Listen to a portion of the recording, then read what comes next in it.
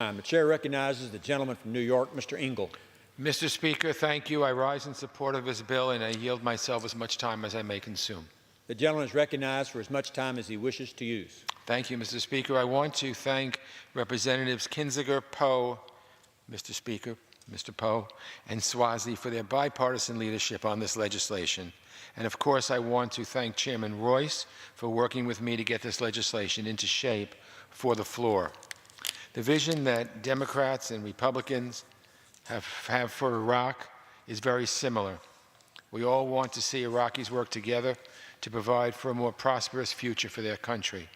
We want the greatest number of Iraqis to access the wealth of their country's national resources. We want to see Iraqis focus more on what unites them than what divides them. We want to prevent the resurgence of ISIS and the next generation of ISIS or Al-Qaeda. We want to protect religious minorities. That's why it's so important to bring this legislation to the floor today. That's why Republicans and Democrats work together to find common ground on American policy in Iraq, especially after the Iraqi election, when it remains unclear which path Iraq will choose. We want to demonstrate to the Iraqi people that we support their efforts to build a better country.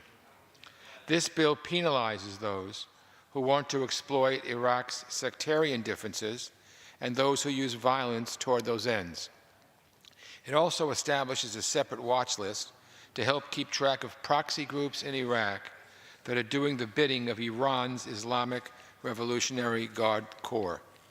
It sends the message to those in power, and that those in power must prioritize answering to the Iraqi people and not to Iran. We hope that this legislation will empower those that seek a better future for Iraq and its people. I'm glad to support H.R. 4591, and I reserve the balance of my time. The gentleman from New York reserves his time. The gentleman from California is recognized.